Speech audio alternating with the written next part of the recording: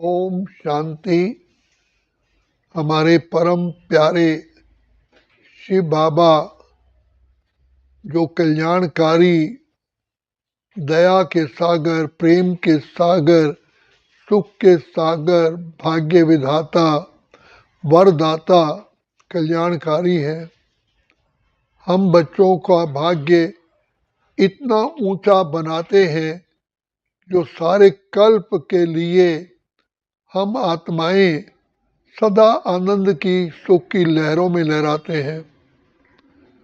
सबसे बड़ा खजाना परमात्मा कहते हैं और जो सचमुच सत्य है वो है ज्ञान का खजाना।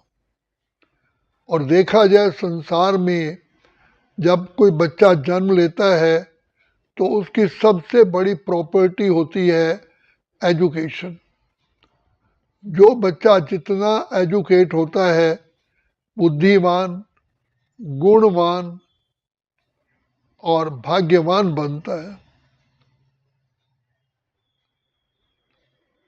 पिता परमात्मा भी हम बच्चों को लाइट हाउस माइट हाउस कहते हैं। तो सबसे पहला खजाना है, एनर्जी है, ज्ञान की लाइट। ज्ञान को लाइट कहा जाता है और अज्ञान को अंधकार कहा जाता है। और दुनिया में भी कहते हैं a man does evil out of his ignorance.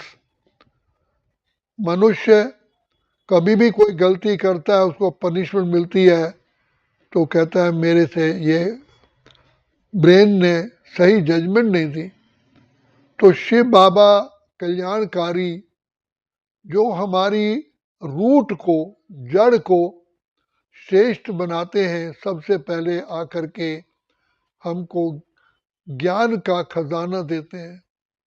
बच्चा भी जब जन्म लेता है तो माँ बाप उसको स्कूल में भेजते हैं, कॉलेज में भेजते हैं, ताकि बच्चा पढ़ लिख करके समझदार बन करके अपने जीवन को चला सके और संसार में व्यवहार भी ठीक कर सके और सुखी रहे। तो सबसे पहले कोई भी इंसान कर्म करता है तो ब्रेन ही, बुद्धि ही जजमेंट देती है। अगर जजमेंट गलत हो जाती है तो उससे आत्मा को बहुत दुख मिलता है। तो इसको थर्ड आई ऑफ विजडम कहा गया है, दिव्य नेत्र कहा गया है। तो शिव बाबा दया के सागर, प्रेम के सागर हम बच्चों को दिव्य नेत्र, दिव्य चक्षु वरदान में देते हैं। लेकिन एक बात पिता परमात्मा जानते हैं कि मैंने बुद्धि तो इनको देनी है, लेकिन बुद्धि में वायरस है, बुद्धि में माना गंदगी है, और वो गंदगी है विकारों की। तो जहाँ गंदगी होती है, जहाँ क्लीननेस नहीं होती, तो वहाँ तो अनेक प्रकार की बीमारियां पैदा होती हैं। तो शिव बाबा हमको कहते हैं कि तुम्हारे जो बुद्धि का नाश करने वाला है, ये एक विकार है जिसमें सबसे बड़ा काम महाशत्रु है। ये सब विकारों को जन्म देता है। तो शिव बाबा कल्याणकारी, दया के सागर हमको इस बड़े भूत से, बड़े इस विकार से रक्षा करने के लिए बार बार हमको चेतावनी देते हैं कि बच्चे तुम अपने को आत्मा समझो, क्योंकि आत्मा समझने से हमारी दृष्टि, वृत्ति, कृति, आचार, विचार, स्वभाव, संस्कार सारे आत्मिक होने से श्रेष्ठ होते हैं। देह पर दृष्टि जाती नहीं, और देह पर दृष्टि जाने से ही विकार उत्पन्न होते हैं। और देह पर दृष्टि उस आत्मा की जाती है जो देह अभिमान में अपने को देह समझता है। तो बाबा हमको हमारी सबसे बड़ी जो ज्ञान की जड़ है, वो बाबा उसको कहते हैं कि इस जड़ को खत्म करोगे तो ज्ञान टिका रहेगा। ये सबसे बड़ा दुश्मन है जो ज्ञान विज्ञान को चट कर देता है। तो बाबा कहते हैं उसके लिए हमको मुख्य बताया कि निराकारी, निरअहंकारी, निर्विकारी ये स्थिति बनाओ। बच्चे निराकारी आत्मिक स्थिति में रहोगे और हो ही आत्मा। परम परम सत्य है कि तुम आत्मा हो, ये तुम्हारा शरीर है। शरीर तो टेम्परेरी मिला है पार्ट बजाने के लिए, और शरीर तो बदलता रहता है। जैसे मनुष्य अनेक जीवन में ड्रेस पहनता है, ऐसे हमें इस सृष्टि नाटक में अनेक बार नर या नारी के चोले मिले, शरीर मिले। आत्मा सबसे पहला अज्ञान ये है कि अपने को देह समझने से देह, देह के पदार्थ, देह की दुनिया, देह के संबंध उस तरफ आकर्षित हो जाती है। तो सबसे बड़ा हम अपने साथ ही अन्याय करते हैं जो अपने को देह समझते हैं। तो शिव बाबा कल्याणकारी, दया के सागर, ज्ञान के सागर, दिव्य चक्षु विधाता हम बच्चों को इस बीमारी से बचने के लिए अपना संग से इसे दूर करते कहते बच्चे मुझ पिता की याद में रहो। क्योंकि शिव बाबा देह से न्यारे हैं, तो विदेही बाप को याद करने से, ज्योति चमकते हुए सितारे को याद करने से हम बच्चों के अंदर अपरंपार पवित्रता की शक्ति पैदा होती है, दिव्यता आती है, महानता आती है, श्रेष्ठता आती है, पवित्रता आती है, और इसी से ही हमारी पर्सनैलिटी, रॉयल्टी बनती है।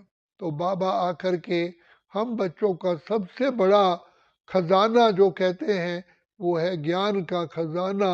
फिर ज्ञान आने से ही, समझ आने से ही आत्मा आनंद, शांति, सुख, खुशी और शक्तियों की लहरों में लहराती है। ज्ञान ही एक शक्ति है, ज्ञान से ही सुख प्राप्त होता है, और अज्ञानता के कारण दुख और रोग का जन्म होता है। तो बाबा आकर के हमको सबसे पहले ज्ञान रत्नों से श्रृंगार करते हैं। और ये भी कहा गया कि जब देवताओं और असुरों की लड़ाई लगी और सागर मंथन किया गया, तो सागर ने जो अमृत पिलाया वो देवताओं को मिला, क्योंकि विष्णु ने अर्थात ब्रह्मा और सरस्वती की आत्मा ने हम बच्चों को अमृत पिलाया, वो है ज्ञान का अमृत।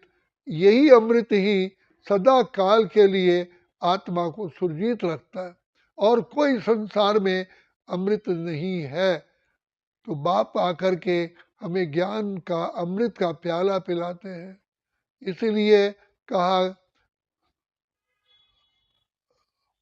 कि ज्ञान अंजन सतगुरु दिया, अज्ञान अंधेर विनाश। ज्ञान को अंजन भी कहा, सुरमा भी कहा गया, ज्ञान को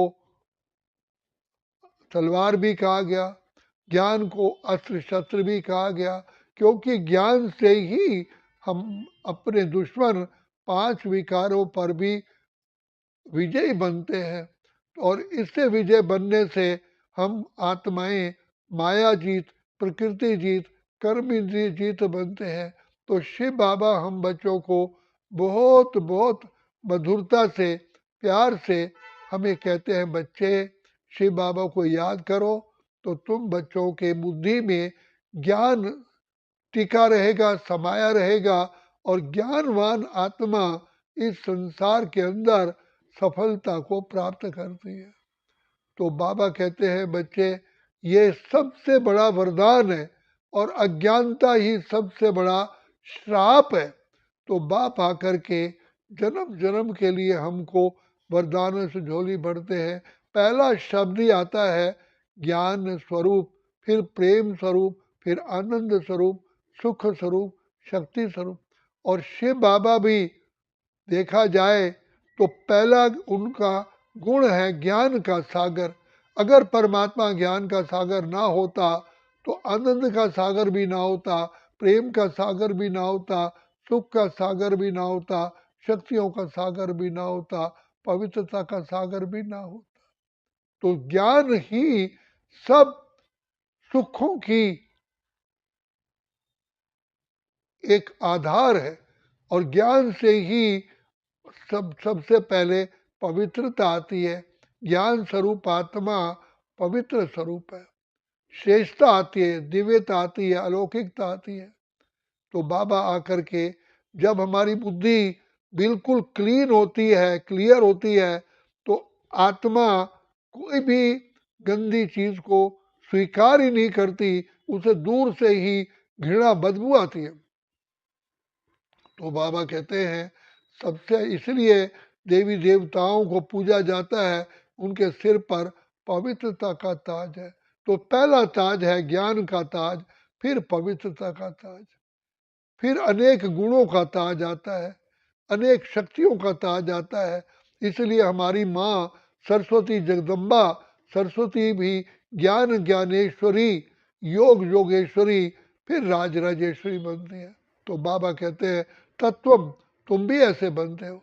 तो बच्चे ज्ञान का, बाप को भी बार बार अमृत वेले आकर के ज्ञान से ही हम बच्चों को सजाते हैं, और जो आत्मा ज्ञान स्वरूप बनती है वही सदा इस जीवन में श्रेष्ठ और सुखी रहती है। तो योगी भी वही है। योगी के लिए बनने, योग लगाने के लिए भी ज्ञान चाहिए। तो बाप कहते हैं बच्चे परमात्मा को पहचानो, कितनी बड़ी महान से महान, ऊंच से ऊंच तुम्हारा पिता परमात्मा है, उसके लिए भी समझ चाहिए। तो इसलिए बाबा कहते हैं मुझे कोटों में कोई एक पहचानता है, तो उसमें भी ज्ञान है, ज्ञान द्वारा ही हम पहचानते हैं हमारा पिता इतना ऊंच से ऊंच है। जो सागर को स्याही बनाओ, जंगल की लकड़ी को कलम बनाओ, धरती आकाश को कागज बनाओ, तो भी पिता परमात्मा की महिमा लिखी ना जाए। तो बाबा हम बच्चों को आप समान बनाने के लिए हम बच्चों का सबसे पहले सिर पर ज्ञान का ताज रखते हैं, फिर गुणों का, फिर शक्तियों का, फिर अनेक दिव्यता का ताज रखते हैं। तो यही सबसे बड़ा है। इसलिए बाबा कहते हैं कि जो बाप द्वारा सुनाई हुई ज्ञान मुरली का मनन चिंतन करता है वही अपरंपार खजाने प्राप्त करता है। अच्छा, ओम शांति, ओम शांति, ओम ही शांति।